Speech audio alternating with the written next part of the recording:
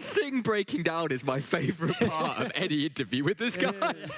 And what I really want to highlight, most people when they talk with Viking are like, oh no, Viking is not boring, man. He's a treasure, a national treasure, man. I'm telling you, I've talked with him multiple times. He's laughable, man. He's amazing. He's amazing. He's a beast, but he's amazing. I really love this segment. I really love this segment. Yeah. So let's talk about what we could expect from the next game. Surely, Zeri will not be open. Surely, right? Guys, why are you doing this? Today, I was watching LCK. Right, Yeah. I'm with Yes. you. Yeah, When okay. I saw Sivir coming back like Quadrica, I'm like, there you go. We got a counter for the Zeri. And Zeri, 2 minutes afterwards, go like, I'm a power bank. And she killed everyone. I'm sorry I have triggered you live on air. I'm seeing the rage come out. I love that champion. Fun. I hope she wins. But no, Zeri is, she will be banned. Let's talk about anything except the squirrel. Okay, for the next thing, Seri out surely. What ADCs can we maybe expect then? I think we've seen a lot of Philios and Sivir. I think both of those are pretty high contested. As we see from X7, they look to play for a lot of prio on bot lanes. They didn't really quite get it this game because of the Seraphine on the other side, but I think Seraphine might go out. I think it's kind of surprising if they leave Seraphine open again, because just if you notice, if you just notice the power from Seraphine, if you play more disciplined, it's probably fine. But then again, I'm hoping for Dusty to be more aggressive.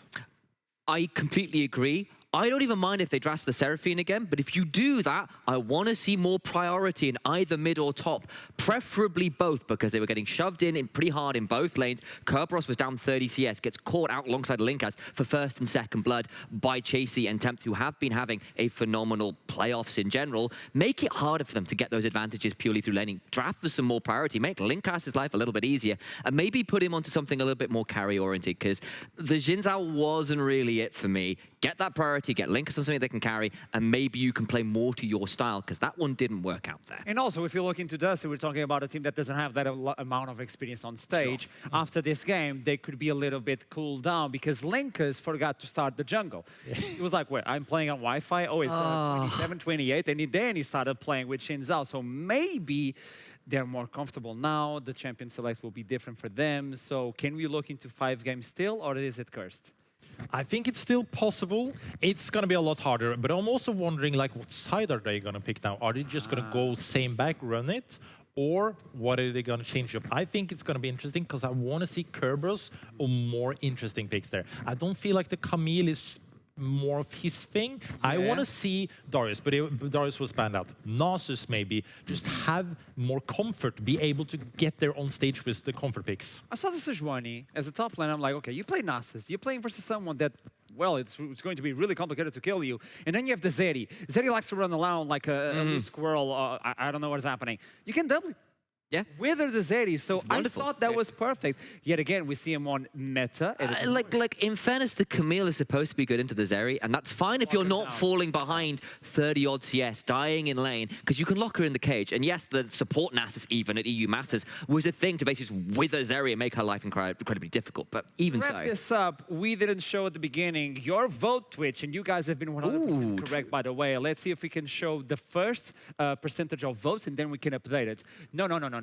No time for that. It's time to jump into the game. Second game of the day of Grand Finals. And if Zeri is open, I'll run against that wall and I'll just collapse. Have a nice one.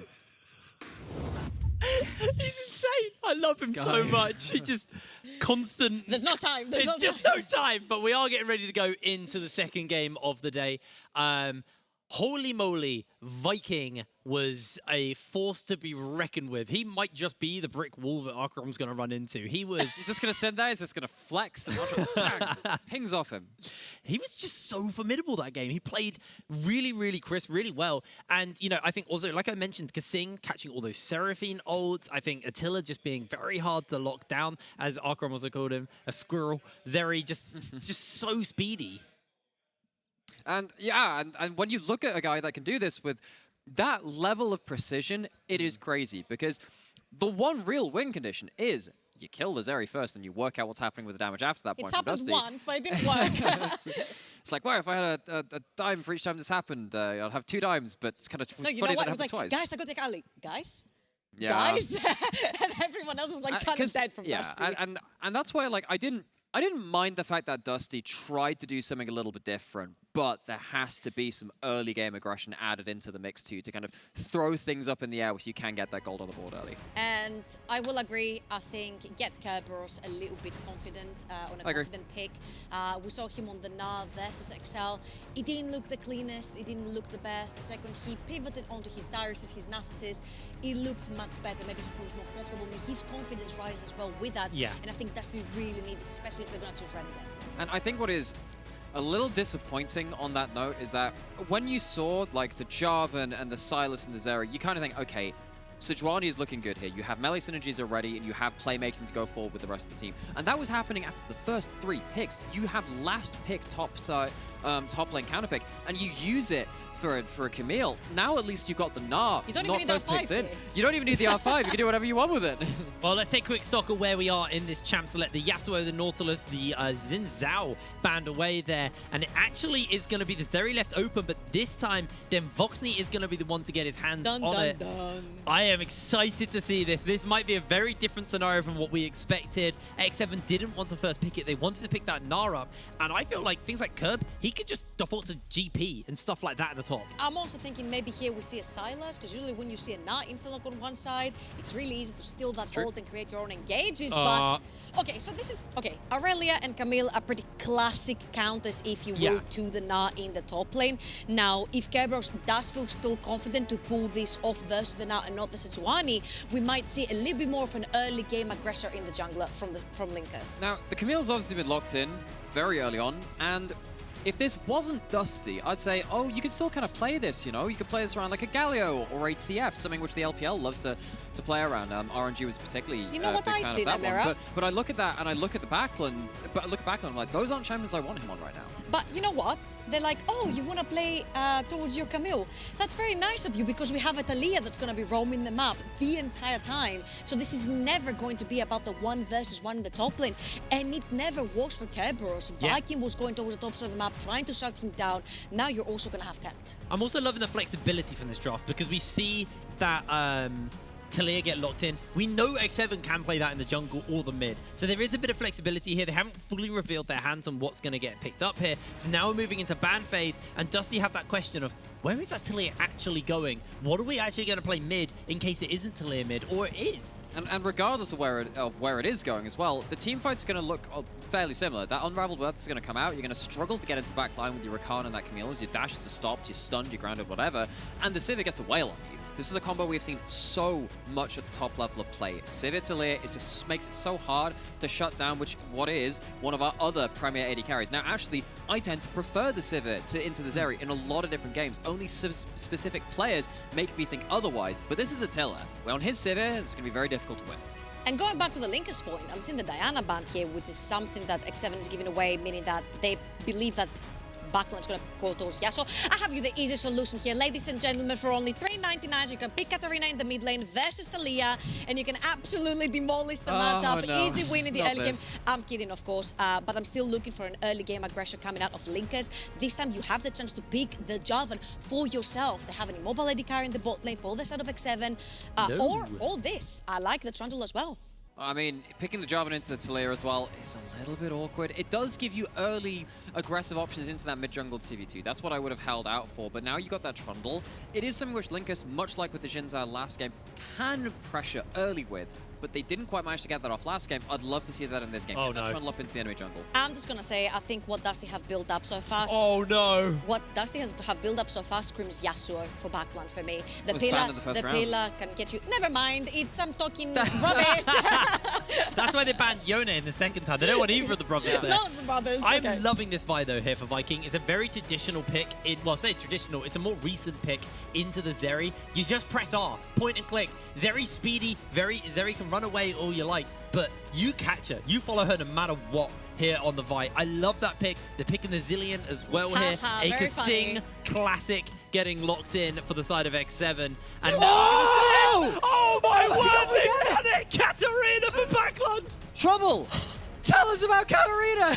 She's too busy crying! Okay, so I'm really excited because holy shit, Katarina has been picked up into Talia, and right here, you actually do not have a bunch of CC from the side of X7 to stop you from getting your ult off. And if they stop you, then Fox and Zeri gets to run around for free, right? But what is very important about Katarina in general is that she has so many freaking build paths you can go through. And I want to say that we saw Ericsson early in the split when he picked it in a match, obviously that didn't mean anything for Vanilla at that point. You go towards either the Frostfire or the oh my god, I'm losing my words. Sunfire, thank you very much. And then you go towards your very favorite Medjais, because that means you make up for the damage you're losing through your mythic Bina tank item. I am very much prepared to not speak very much this game. Let's go. Let's see how this Katarina does on the Rift. I am so goddamn excited. Trouble, we get it, and we get it in finals while players are behind us. She is ecstatic with energy. I am so excited. Please don't run it, Dusty. Please don't run it. We're going to get ready to go into our second game of the day.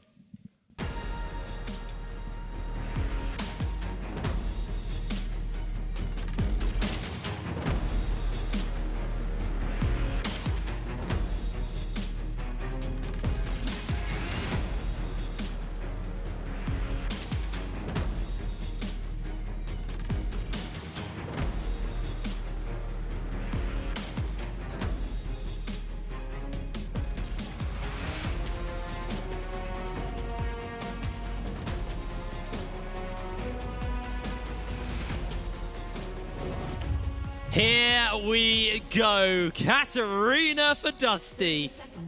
Now, I know you said there's not a lot of CC, but I would raise you. There is a bit. You do have the ability with the Vi to basically lock it down. You have that Q as well. You do have ways to cancel it out. It's not a lot of like long range hard CC, so you do have to jump into the death floaters.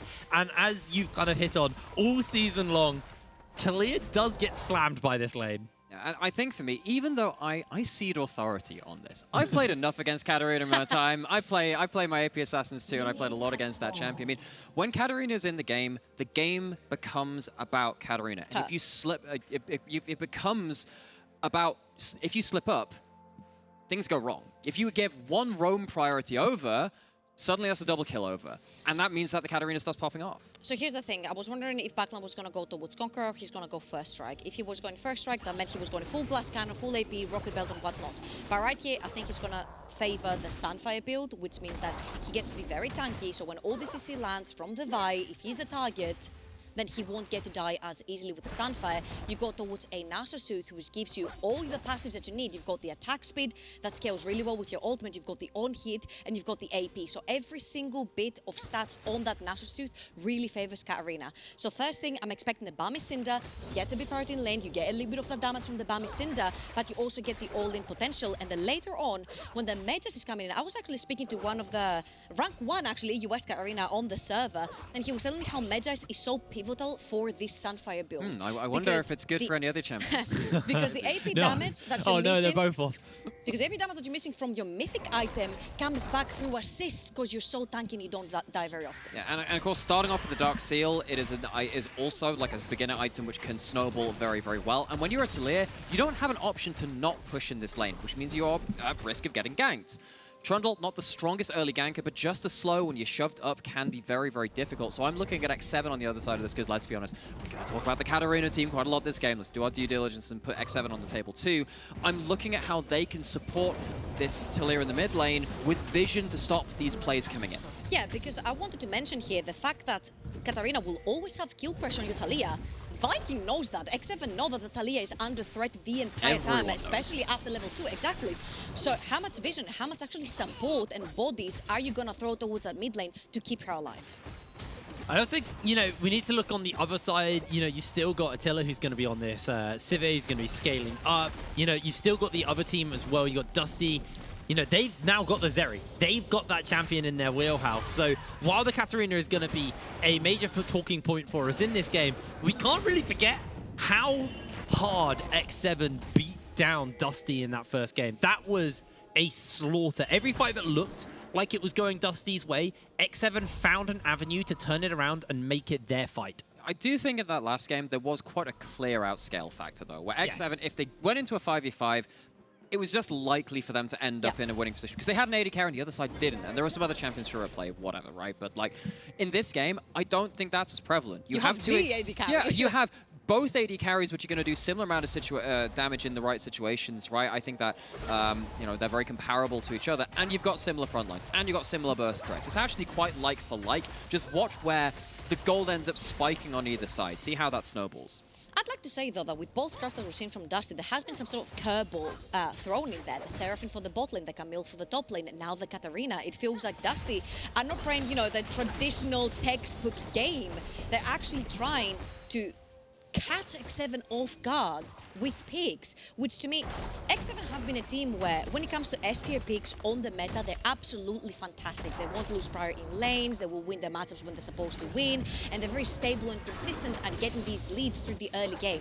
And right here, you've got Attila on an S-tier pick, like the CV. Oh no. Backland going very low, is able to hold his life, but the Rock Blast almost lands in. He is going to be able to survive, but he will lose a couple of minions for that. And feeling the pressure a little bit by Tempt here on this Talia early, really getting that bully game off. And this is now enabling Viking to move around, maybe try and find some vision and just get some control on this bottom side of the Rift. The Dragon is up. I'm curious to see which team's going to turn their attention towards it, because just like game number 1, this has been a relatively chill-paced game. And because that Dragon's coming up and you're starting to see the points where the first fights are starting to come in, you are going to start using your mid lane HP as a resource. You see this in similar matchups back for when Talon and Zed were both in mid lane meta as well, where you take a couple of hard trades and just go, look, I just need this to get a reset. And luckily, Backland doesn't get punished quite yet. Also, really importantly, Backland is going for Nash's Tooth first, which means the Blasting one has been purchased. He goes for maximum damage output in these early game fights, which, mind you, when the first early game fights really happen, when it's Herald... Oh, Kasing's being caught, the Ignite's been thrown down, then Voxney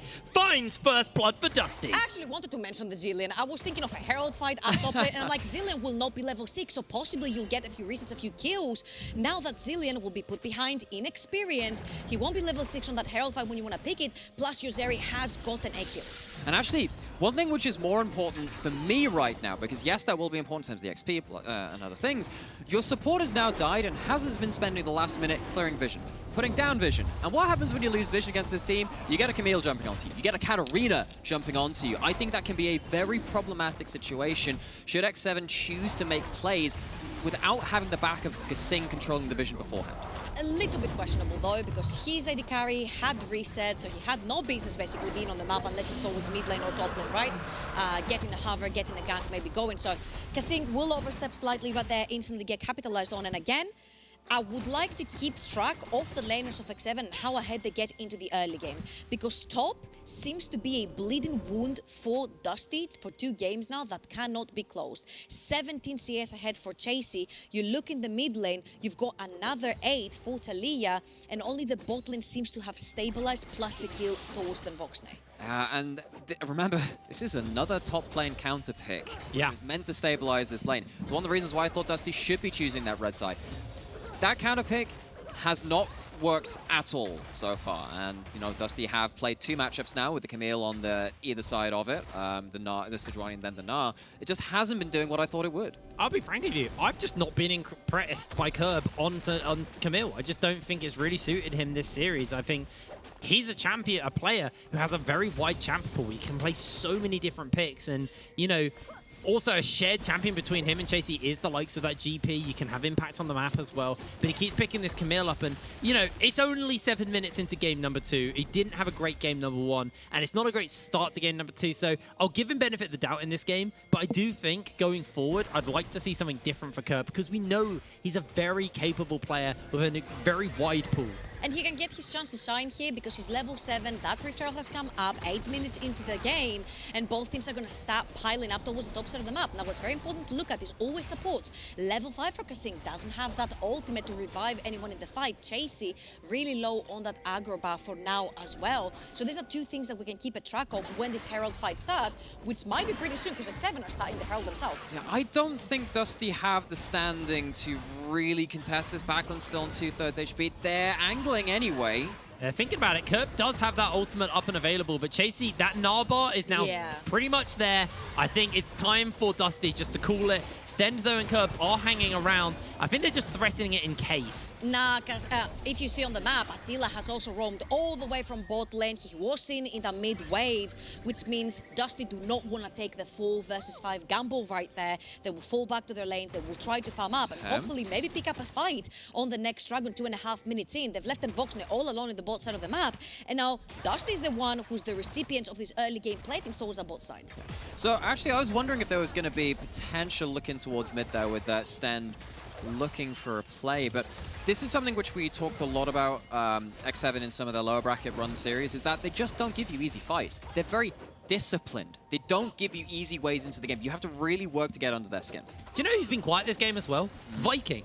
Viking is the guy that we wanted to look at going into this game. He's been playing really, really well in that first game, and as you can see, versus Linkus, it tells a different tale. Like, Linkus plays a little bit more reserved. He's got a higher KDA, but that kill participation as well also favoring towards Linkus. Viking, though, he's just got better stats. He's just got better stats, but then again, you know, there are more games coming out from Linkus versus Viking. That stats can be really hard to read into sometimes. Really easy to read into what's happening topside, though. Viking puts the Herald down, a lot of plates down, and Chasey, ever lane dominant, getting more bang for his buck. Tempt also roaming towards the top side of the map. He has the wave.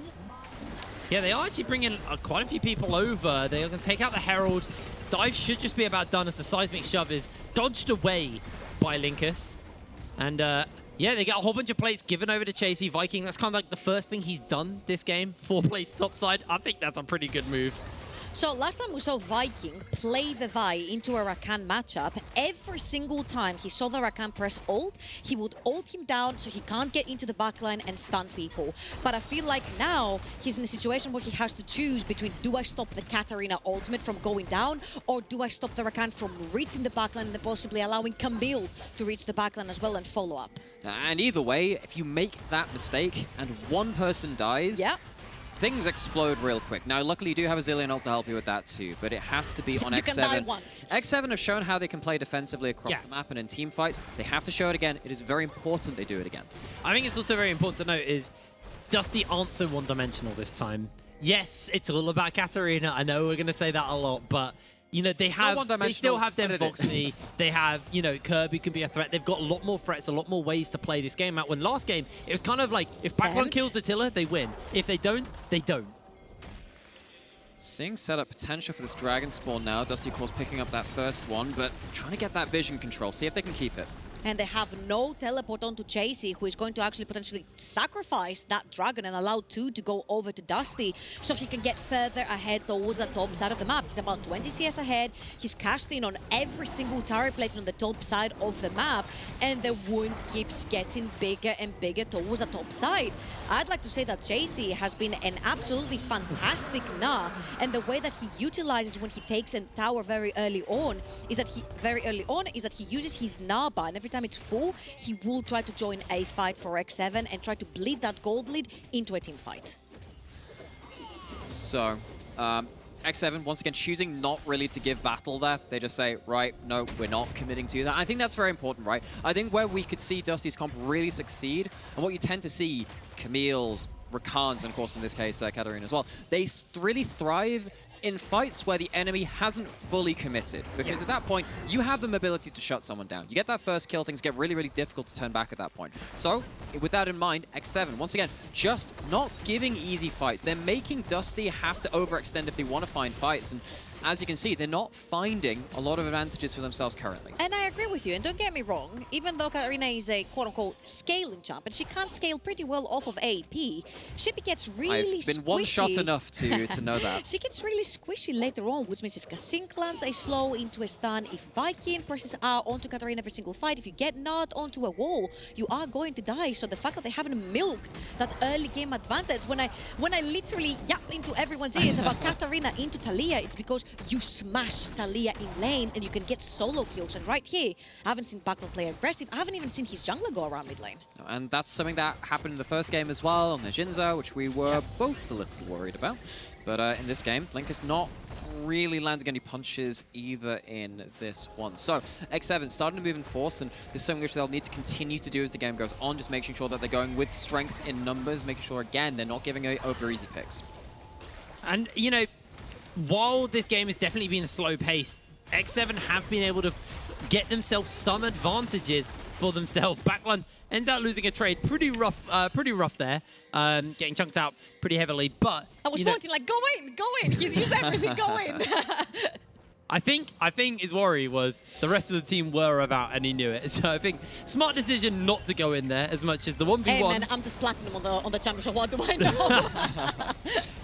I've gone way too many times. Everyone's in a Yasuo says, I'll just take this. I'll take the ego fight. But the smart decision was made. Maybe I won't get jumped on by the Vi as well. It's really rich of us to say that, because we're literally all AP Assassin players of different flavors on this game. Hey, I play Crit GP mid as well. Oh yeah, he does wow, that. that really changes my opinion of him. This guy's such a joker. Well, that's a heck of a lot of CC. Oh, that's a lot of CC indeed. Then Voxney, though, able to survive and pop the ultimate Viking. Gets the chrono shift onto him to keep himself alive as here comes Chasey, but that Narbonne nowhere near filled up. The seismic shove is flashed away. X7 are going to be able to survive the day. Kasing comes in with a clock block to make sure that they're not going to be able to take him out. So you can see the power of that Everfrost. See that a couple of times now, because something which a lot of champions do need is that ability to trade through the waves. Now, Taliyah has that too, but it's just this extra amount of threat. If you walk up into Taliyah and you're not threatening her, she gets a guaranteed combo onto you. You can see what the danger of that is. Now, I'm just looking because obviously my eyes are going to be on Backland, and they have been trying to get a kill. Now, of course, Nara is going to go straight into Mega Nara. You could potentially look for a tower dive right there, but Dusty is just not willing to pull the trigger on any play at this point. Chasey had already used his flash. You've got Rakan flash as well. You could have possibly committed there, but again, my worry right here is that this Katarina has not gotten ahead. You're behind on every mythic. Nashor's Tooth not completed, and Nashor's Tooth, yes, is your peak item. You are going to spike on that one item, but by the time you have it, everyone's going to have an hourglass, and there's a zillion on X7. However, in Den Voxney, we trust this is a Zeri this time. It's not going to be the one-sided affair in DPS numbers as that first game. Has a kill, getting up towards the second item, and maybe that opens up opportunities elsewhere. Yeah, it's hard for the solo lanes to play from Dusty at this point in the game, particularly when you have to go through a Vi ult and a Zillion ult to kind of really block your path. But as it stands, at least Den Voxney is getting some gold, is getting some resources, and that gives them some footing to play off of. Oh, that top lane. 1,000 gold once again. Curb kind of just getting himself put on the losing side, and Dusty are playing for the counter pick as well on this top side. Nash's Tooth has now been picked up there for Backland. So that Katarina spike you've been talking about has finally been hit, and maybe now, maybe Dusty feel this might be the time for them to fight. They've got 2 dragons, Cloud Soul spawning up fairly soon. Are Dusty just going to give this up, or are they going to look for something? X7 really want to break the streak of the second dragon going over to Dusty, but Dusty are actually attacking from every single possible scenario. Left, right, and center.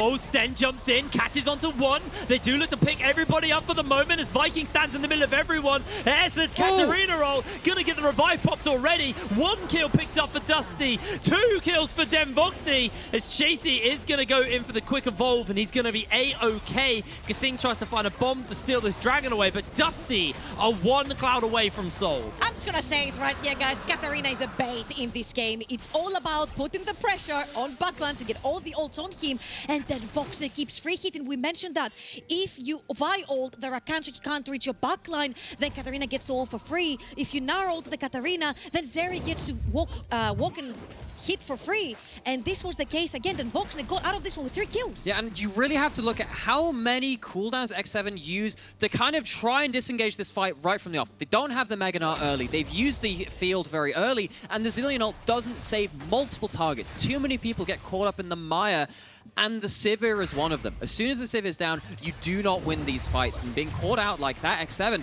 just didn't quite understand their safe distances. Really well played from Sten to force them onto the defensive. But crucially, while that dragon is there, there is still a marginal gold lead to X7. So as you can see, it's only a small amount, but with the kills that were picked up, the Dragon that was picked up, X7 were slowly building up an advantage over Dusty. That's done a great job to equalize it, but it does still cause, you know, those worries. Curb being down in lane to Chasey yet again. But this time, you know, you have that late game insurance. You've got the Demvoxney. You've obviously got this Katarina, which is going to be super fun, but Demvoxney, you know, kind of closing in on that 300 CS mark where, like, I feel like Demvoxney, he is basically Sivir personified as a player. Like, he just wants 300 farm, and then he will start just popping off every fight. See you in 20 minutes. Guys, don't fight. I haven't got 4 items yet. No. This is toxic, though, because that's usually your top laner who has died 4 times. And, like, see you at 40, guys. I'm just going to be the side lane. But all jokes aside, of course, I think the fact that Dusty, again, we're not willing to pick up a lot of these fights in the early. We're not willing to go the extra mile. Has hindered that early game potential. You're not milking the Camille, you're not milking the Katarina, and you're waiting for one mistake from Kasing to actually get that kill onto your Zeri to start snowballing. I think right here, Dusty do have a win con, which is the Dragon. You don't have to do much. Don't overextend. Wait for that. Oh, Winning lots the of fight. close. Curb, he's going to hook shot. He's going to be able to survive a lot there. Dodges the seismic shove with the Hextech ultimatum. Curb is still alive. He finally goes down, but a lot of damage has been done to X7. Demvoxney popped the ghost, but he can't actually take the 1 versus 4, although Stend is now here with him. And, I mean, Dusty used the Zeri E pretty much as a semi-global. They sit there and they go, okay, we can rotate to this quickly, get over that wall, get that super long dash, and then Voxney turns the tide while the map is being cross-mapped. That is in a turret gold onto this, again, this explosive nuke AP assassin in the mid lane with the Nash's Tooth built up. Dusty find themselves with a really good cross-map play there. Yeah, really, really smart play from them. Curb, I think, actually played that very well. That was pretty much like, you are 90% of the times going to die there. Yeah. And he made sure he bought enough time that they couldn't commit for more and take a tower in response. So he dodges the Vi ult by hook shotting, and then he ults the Talia knock-up. So he survived as much as it was humanly possible That by is Camille's ridiculous, player right here. It was very well played. But again, you're 1 versus 4. You are going to end up going down. But the fact that they were able to not only trade a kill, but to take on side lane pressure, as you mentioned, Amera, was pretty crucial for Dusty. And 1 minute and a half for next Dragon. Oh, Chasey's about to gnaw out this Mega group is dash. scary. He gets 2. He catches them down, and that is going to be the end of Kerberos. Dusty losing out hard there as soon as the Baron spawns. The question for me is, what is going to be the price? What do they pay for losing Curb there? Well, I mean, Dusty, what are they going to pay with this? They're going to lose a lot of vision. They're going to lose a lot of priority. And remember, the big fight which they got around that Dragon was because they managed to engage from off of vision. They used their engage range, having full information. That's one of the few times this whole series they've managed to do that. Of course, they only had 2 games of it. But X7, this is kind of passive bonuses they're going to get off this. It's not going to lead to a Baron. It's not going to lead to anything backbreaking right now. But it lays the foundation for the next 5 minutes. And also having 2 backline divers, the Katarina, the Camille, and also Rakan, who wants to find the flank. You need that vision, as you mentioned. You need to be able to come from all different kinds of directions and catch X7 off guard like it happened in the previous Dragon. Now, 45 minutes in, I'm expecting backline to shove in that last 1 wave, because he's been shadowed by his jungler as well, to not be harmed, and actually back and start making his way towards that last Dragon, because it is going to be soul for the sort of Dusty. Now, of course, Cloud Soul is not something that a lot of the teams are looking up on, which means that if X7 feel like it, they could possibly trade for something like the Baron. And I love how confidently Chasey plays this out. How confidently Chasey has played the entirety of the first 2 games so far. Yeah. He knows how much damage he can take. He looks at this and says, yeah, I've got a Zillion ult behind me. I can split the team. This isn't going to be a huge turnaround from Dusty. Sees that all in a moment, goes forward, gets something for his team. And was straight back into the action, actually, back into the fight as Attila eats a W. Demvoxney dashes away just from that seismic shove, because Singh has already used his ultimate, and actually same for Attila and Temp, so all of the ultimates down, the ult economy very much in the favor here of Dusty, although Stend doesn't have his up and available. The TP's coming in, the Dragon's going low, and it is stolen away by Viking. The denial of the soul for the side of Dusty, buying a little bit more time before that Elder comes up, but it looks like they may chase for just a little bit more. Chasey nowhere near that Narbar, fully stacking up though,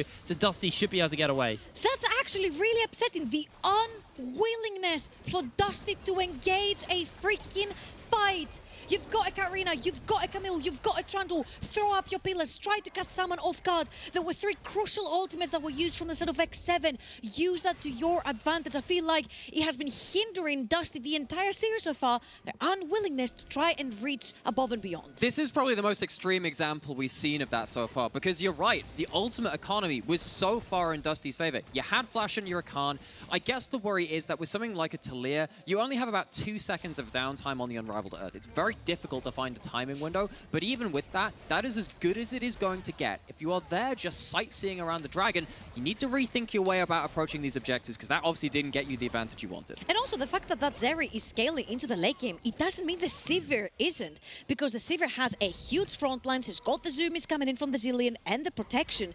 So if you keep the Sivir alive to start free hitting, look at all the melee champions that you have on the right side of the map, the Rakan, the Katarina, the Trundle, the Camille. If these guys dive into you and you're able to protect Attila onto the Sivir, you're going to be free hitting for free. And that's another very hard hitter in the likes of Sivir that likes to hyperscale into that late game. It's actually getting very hard for the side of Dusty to take this mid lane tower. Now that Sivir, you know, 2.5 items in, almost got that IE, and it's just making short work of any wave that goes remotely near that mid lane tower. So if Dusty are going to try and open up more of the map now, it is going to have to be them catching X7 on a moment and being able to punish on that. And so far, I think the lack of committal from Dusty is starting to be a bit of a glaring problem. I think this is a little bit kind of testament to the character of the team. They've loved to play for team fights. That's what they've typically wanted to do, but they don't have easy team fights. So they can kind of, put it this way, they're a good enough team to know when a fight isn't good. Yeah. This comp is making it hard to find clean team fights. You have to play more skirmishy. Having a very tanky AD carry can help with that. Yeah, he is able to survive a lot as he gets caught out by the ultimate, but he's going to stopwatch immediately. Viking in the middle of Dusty will lose his life, and that is going to be a lovely pickup there. Backline tries to jump forward, but can't actually go for a little bit more. Viking bought a lot of time with that stopwatch, but X7, all they could really do was just watch him fall. I'd like to say that the only thing that's saving Dusty right now with their unwillingness to engage is the fact that they have a superior comp when it comes to playing in these choke points. The Trundle is so tanky, can sit in front of everyone, soak up all the damage. Kerberos have done a fantastic job at dodging around. And again, that Vox, when it gets engaged, doesn't even die. And you know what else is saving them? The fact that they have a Titanic Hydra and they have a Immortal Shield Blow and a stopwatch built up on their AD carry. It's not going to be full 3-item crit from the Zeri, but in this fight it pays off. All the crowd control goes onto an AD carry, which is harder to kill than normal, and it gives Dusty the ability to peel back. Also, I want to give credit where credit is due. Kerberos stopped Chasey from entering the fight. He had Megana, he had ult available, and all of Dusty were playing on that wall, and it could be very dangerous if he could join. So, credit where credit is due. I think Kerberos has been using his ultimate very well to try and keep Chasey out of these fights, and you see that the only engage possible from the side of X7 is Vi pressing R, and Chasey possibly finding that huge Megana, but Kerberos is not allowing Chasey to do anything, and when Viking dives in, he's too squishy and he just dies. I want to pose you a question here, Trouble, because you talked a little bit about the Katarina build path. We got a Leeching Leer coming in, the Riftmaker. I got the first part, not the second part. So you were kind of saying, oh, it's Predator Belt, the squishy build, or Sunfire, the kind of more tanky, sustainy build. What's this? So right here, you're going for that late game scaling, which is very Dusty-esque. They're waiting for these late game fights, and what Riftmaker does is it gives you this late game scaling scenario onto Katarina. Not the favorite item for many Katarinas, but again, this fits the playstyle of the team, and since he's the only AP damage dealer in the team and he's the assassin, he's going for the full AP scaling. Now, am I a fan of this? Not really. Does it fit the team that play the style the team wants to play? Possibly. You know when you see your eye, have you ever had like those moments where you see something you've done? Yeah, I was about to say. Like, oh, my sweet summer It's child. like Everfrost on Ari, Nymeria. Well, no, I think Nymeria finally experienced what we all experienced when he talks about Ari. That was the first time he got to look in the mirror there. But what happens is when you have variable builds, is you're building for the role you want to have within your team. And if you're trying to burst out around team fights, you're going to have to work that extra little bit harder for it. Maybe there's some options with the sideline in this build, having sustain to maybe chunk through someone like a Gnar. Dusty haven't gone towards that, though. They're going once again towards the Dragon. They're going once again towards that Soul. But remember, last time, they had the golden opportunity to engage, and they chose not to. What's going to change this time? They're just going to be sightseeing again? This time, though, they do have Stand and his ultimate. He's going to try to find a flank from behind the Dragon, which is the most obvious place for a Rakan to be, right? They're going to clear up that. And I'd like to see Oh, the wall goes down just to separate for the moment. It's too early, no? But here comes Curb and Stend on the flank. He's going to jump in with a flash. The Dragon secured by Viking, and the fight erupts. Viking goes down. A two-man seismic shove, though. What a gnaw back! And it's 2 kills onto Tempt. They catch out onto Den Voxney. He has nowhere to go. Backlands can do nothing but watch as his AD carry goes down, and Attila is bolting towards Backland. Backland's able to jump away to safety, but that is X7 taking the fight. Archeron must be grimly nodding somewhere in the background. It's past 26 minutes. It's past 3 items. Attila comes to play and added so much damage. Just watch the amount of ricochets that shred through Dusty. And honestly, I felt like Stend had a fantastic engage right there, getting Attila, getting Tempt. Backland has that flash to reach the backline and just doesn't push the trigger forward, which means Katarina has done 0 damage in this particular fight. And in the picture-in-picture, we also see that X7 have secured themselves the Baron. So I think I counted right. I think that was 21 auto attacks from a Sivir into the enemy team there. And all of them will have been ricocheting. 21 auto attacks with 3 items. You cannot allow one of these Premier AD carries that much auto attack uptime. Dusty, they fire their shot very late into the game, and that is not the direction they wanted it to go. It just did not work out. It honestly, look though, Den Voxney was trying his hardest there. He was playing that fight as well as he could until that seismic shove hit. Beautifully placed there by Tempt, and Tempt really set his team up for success there. An amazing Gnarl from Chasey to follow as well. Really, really crisp stuff from these guys. I'm so upset, man. I think playing Katarina's double-edged sword, you're either going to be the Inter or the hero, and Backland has chosen to do neither this game. I choose a third option. It's kind of hard to see because Katarina is one of these champions that wants to upstand from teamfights. She loves chaos and she loves skirmishes, and we haven't seen any of that. And in that particular teamfight, he had the chance to press flash and get straight into the backline. There's a flash on Tempt, but how much can they get here? Just get in! Just kill him! It's Kill him! They're not. He's No, wait! That's no idea! No! They're Yes! gonna jump in. Tempt gets them both! The teleport comes down, and Dusty... No! It's insane how much they are just questioning their ability, and Backland will lose his life here. The CC chain is going to be too much. He won't be able to press his R key, and Attila is on a killing spree. Dusty falling victim to their own indecisiveness. Baron, Dragons, everything is starting to go the way of X7 as we move into the late game. I'm just going to quote something from an interview. I think it was done after the Excel series where he said, if Dusty show up to play the game, they have chances. If not, they might be out. I don't think Dusty is showing up to play the game in this series, and it's very underwhelming to see. I'm also going to quote something. There's a very famous book made into a movie called The Life of Pi, which has a very timeless quote for me. This is like choosing immobility as a mode of transport. I sit here and I get that fog of war is a thing. I get that you're worried about the communication. I get that there are on-stage jitters.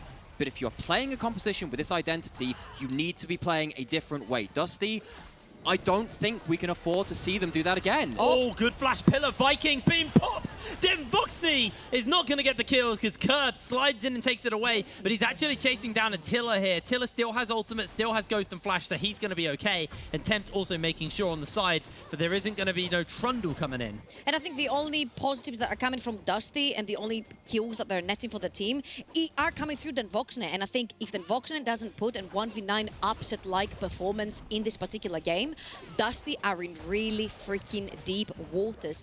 Tempt on that Aliyah, not punished at all. Attila onto that Sivir, has died once in one fight, never ever again since. Has got his 4 items. Chasey has bled all that early money that he took from 5 tower platings and that early tower. And every single fight he's getting fantastic Mega Nas onto the backline of Dusty.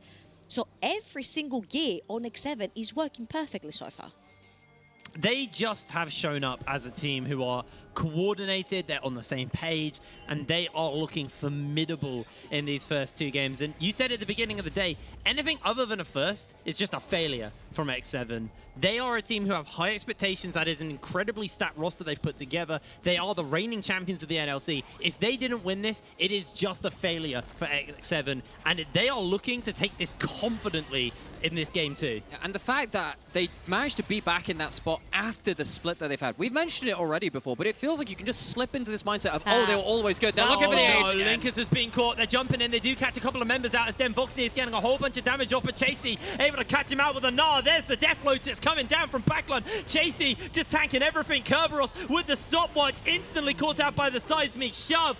Dusty lose 2. They do kill Attila in the meanwhile. They want to secure this soul, but Viking is alive. Linkers is not. The wall goes down, and there is no way to contest. Dragon number 3 over to X7.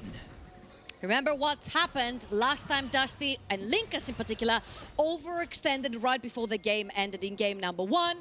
X7 instantly capitalized. The second he was one step away from his team, they do take him down, they do lock him up.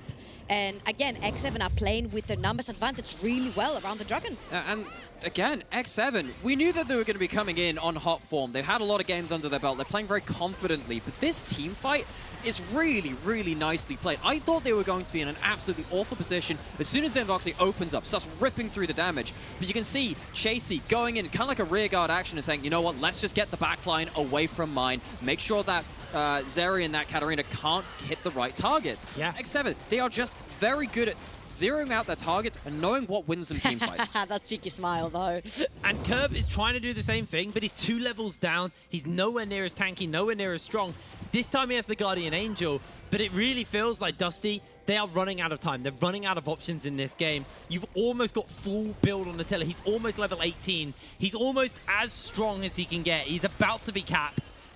And this is where Attila shines. We've said this and sung the praises about Voxney loads. Yes, he's a scaling team fighting AD carry, but he is not the only scaling team fighting AD carry in this finals. As Kerberos and Chasey are going toe-to-toe. Curb, actually with a level disadvantage, somehow able to take that fight pretty close.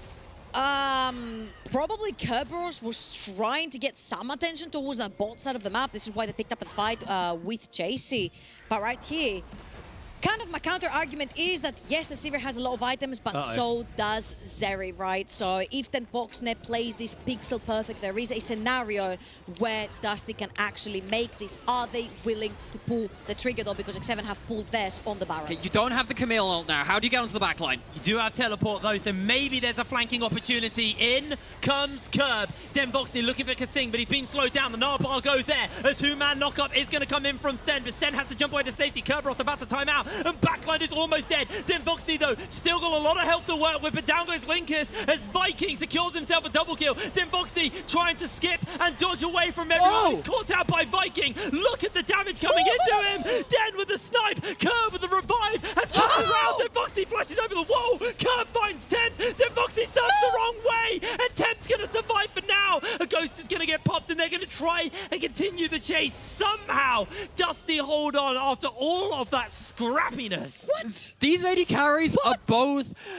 handling such heavy amounts of firepower at this point. You can see the redemption looking to see what Kasing could do with that. Oh my word. We have reached the late game, ladies and gents. This is becoming very much about the smoke and mirrors, very much about the angles you can choose. Dusty are trying to make these fights very multi-directional, and they are succeeding with it. But X7 are finding very good ways to peel back and play around the backline. I think the fact that you see X7 instantly gather towards that choke point to play with the Talia and the Sivir, get all these ricochets, it's actually really nice the fact that the team moves as a unit. And right here, Voxney versus Attila, they were trying to put up a fight, the snipe coming in, and I think right here Voxney accidentally missteps on that travel, or that Talia would have been instantly dead. Also, very unlucky. I need to give the biggest props to Viking, by the way.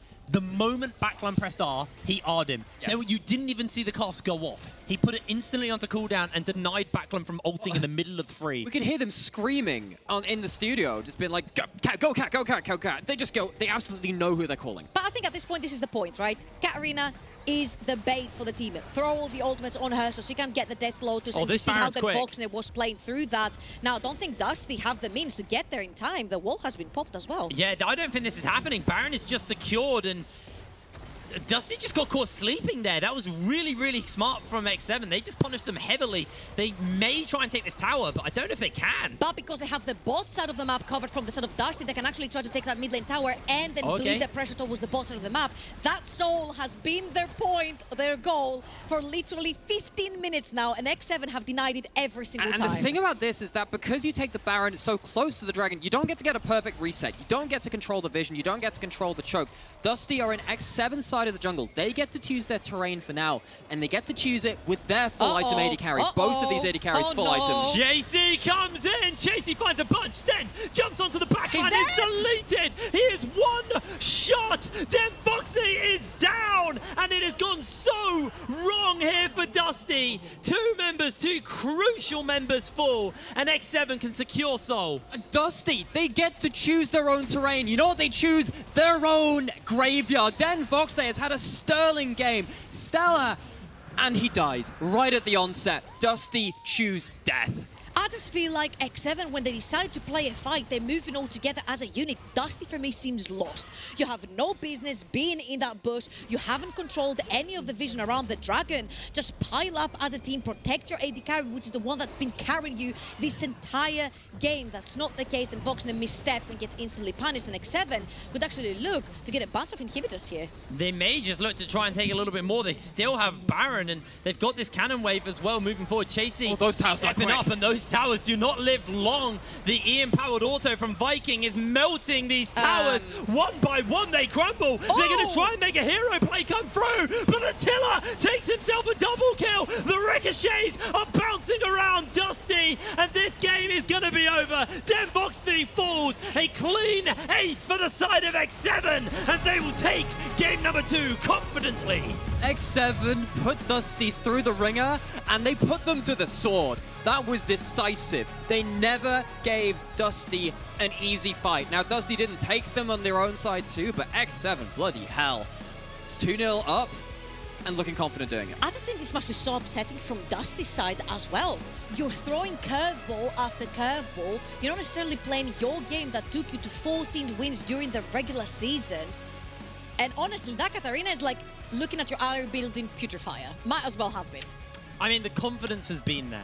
That's the big thing. The confidence from X7 has been there. We got to chat to them earlier today. They were very confident in their abilities. They are walking the walk and they are talking the talk. They are putting an amazing performance on here.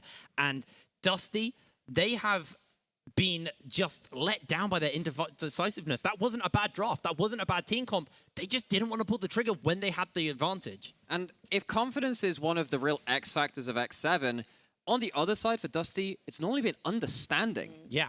And I am not seeing that today. When they're playing these compositions, I can just about mind game it to a point where I can see it working out. But it's not quite there in their heads. The way they played this game, it didn't seem like they knew all the options they had available to them, and that's difficult. It was a really, really solid game coming in from X7, and Dusty, they need to get their act together or they will be 3-0'd in this finals. We're going to pass it over to the analyst desk to break that game down a little bit more. So Archeron, over to you. Thank you, Hip. We are one game away from the back-to-back for X7. A team that realistically almost failed playoffs, and now they're looking menacingly. Now they're looking like the best team in the league by far. I'm just going to say, Do it. they left the Zeri open, they didn't first pick it, they let it go over to the other side, and then beat it. That is one of the old school SKT things where you beat the enemy team on their best stuff and then you crush their kind of spirit having done it. You've beaten the Zeri, you've won with the Zeri, you forced that ban on both sides now. That is a terrifying proposition. It's really interesting where they're talking about they're surely not going to give Osiri, right? But at this point, they're just giving over. It's just Attila, if it looks like at this point. You talk about it so much, and you can have the timing, you can talk about it, but it's just happening every single game with Attila. Let's start before I gloat Yeah. the glory of the 26-minute rule I've been prophesizing for like 6 He's so years. proud of that. We should look into Katarina being a nuisance. It seems like this champion could be it for Dusty with the Zeri. We started talking about the idea, well, Vi can go for Katarina, but if she goes for Katarina, Zeri is open, and Zeri is Zeri. So we should pull the replay from the first fight where we actually saw Katarina being a menace and Zeri getting a double kill. Yeah, for sure. When you look at this fight, it's Katarina on the side being able to provoke the enemy not to walk in. You see X7 pulling back, because they're not able to do anything. Seri also on the front line, peppering them down with the lasers, keeping control over the fight. And it was a really good one, but from that point on, it just kind of fell down. Yeah, like Zeri comes out of that fight with 2 kills. She ends up 3-0 after the early game. And with the Katarina having bought the space alongside the jungle, you thought, honestly, this looks pretty winnable. But after that, again, it's what we said a little bit earlier on about X7. The discipline to hold on until they get Attila with 3 items and Tempt having a phenomenal Talia game on top of that. Suddenly they can play those fights out pretty well. They never really lose the gold lead either.